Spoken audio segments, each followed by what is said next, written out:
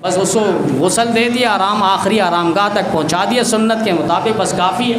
اس دن کھانا وانا ہو گیا تو الگ چیز ہے، لیکن باقاعدہ اس کا تیجا کرنا جو شریعت پہ اصولی مسئلہ ہے فقہ حنفی کا، یہ نبی علیہ السلام نے تو یہاں تک فرمایا جعفر کے گھر میں صدمہ آیا ہے ان کو کھلاؤ، ان سے کھاؤ کا لفظ نہیں ہے۔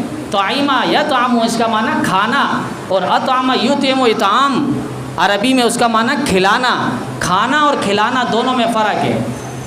تو یہاں یہ جملہ نہیں سمجھا جاتا ہے، تیجا کرایا جاتا ہے، تیسرے دن انتظار ہوتا ہے، میت کے گھر میں پھر کھانا چلتا ہے۔ ہونا یہ چاہیے کہ اس کے گھر میں جہاں میت ہوئی ہے اور جہاں ایک صدمہ کا پہاڑ ٹوٹا ہے، محلے والے، پڑوسی والے، رشتہ دار مل کر ان کے لیے کھانے کا انتظام کریں، اور جو دور دراز سے آئے ہیں جن کے لیے واپس جانا وقت پر مشکل ہے اور کھانے کا بھی وقت ہے، ان کے لیے کھانے کا راستہ چھوڑ دیا جائے، وہ کھا لیں۔ لیکن 3 دن کا خاص کرنا، بعض لوگوں نے مولانا طارق جمیل صاحب پر بات کی کہ انہوں نے تیجا کی ہے، ایسی بات نہیں ہے۔ جب ہم نے اندازہ لگایا تاریخ کا حساب ہوا تو 4 یا 5واں دن پڑ رہا ہے، اور وہ کوئی تیجا نہیں ہے۔ ان پر ایک صدمہ آیا ہے، بیٹا دنیا سے جا چکا ہے، اور یہ خودکشی بھی نہیں ہے۔ نبی علیہ السلام نے ایسی بیماری سے پناہ مانگی، اور پناہ مانگنے امت کو تعلیم بھی دی ہے۔ اب آپ دیکھیں ایک کو زخم ہو جائے، دانہ پھوڑا نکل جائے، اس کو خارج کرتے ہوئے کتنا مزہ آتا ہے۔ اب اس کے ہاتھ آپ روک لو، غصہ ہو جائے گا آپ کے اوپر۔ تو اسی طریقے سے ان کو ایسی بیماری تھی شروع سے، اور وہ ان کو ڈاکٹر نے منع کیا تھا اکیلا ان کو رہنے نہیں دینا، کسی جگہ میں اکیلا نہ رہے۔ بار کے وہ ان کے ساتھ ایک معاملہ ہوا، اور اللہ بخوبی جانتا ہے، حدیث میں یہاں تک فرمایا ایسا شخص بھی مرفوع القلم ہے۔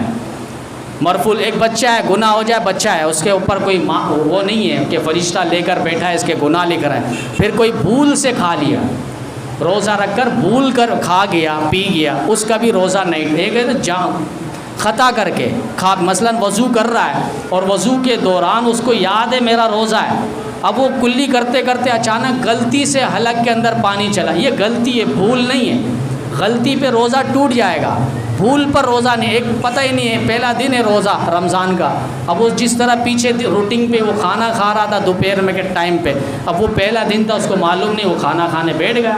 اب یہ بھول ہے، بھول پر روزہ نہیں ٹوٹتا کھانے پینے سے۔ تو یہاں بھول اور خطا یہ 2 مسئلے کو الگ الگ سمجھنا ہے۔ تو نبی علیہ السلام نے فرمایا ایسا شخص بھی مرفوع القلم ہے، اس پر کوئی مواخذہ اور پکڑ نہیں ہوگا۔ تو ان پر اتنی باتیں کی جا رہی ہیں، ایک لحاظ سے صدمہ ہے، اور صدمے پر مسلمانوں کا ساتھ دینا ہے، اپنی ویڈیوز بنانے کے لیے اور اپنی باتیں وابلہ کرنے کے لیے اور ٹرین پہ باتیں چلانے کے لیے ان پر بات کی جا رہی ہے۔ اگر وہ تیجا بھی ہے تو ان کی وجہ سے فقہ حنفی پر اور شریعت کے ایک مسئلے پر کہاں لچک آئے گی۔ اگر وہ بالفرض کرتے بھی ہیں تیجا، تو کیا وہ تیجا کرنا حلال ہو جائے گا؟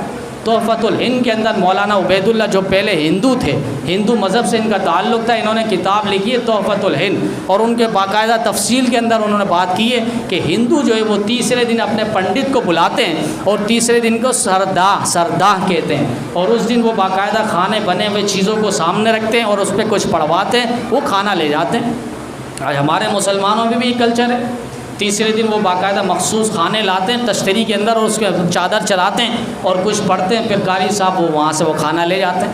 یہ ایک لحاظ سے ہندوانہ رسم ہے، دین اسلام کے اندر اس کے اندر کوئی گنجائش نہیں ہے۔ ہم مسلمان ہیں الحمدللہ، ہمارا اپنا کلچر ہے، تہذیب ہے، تمدن ہے، تعلیم ہے، تہذیب ہے۔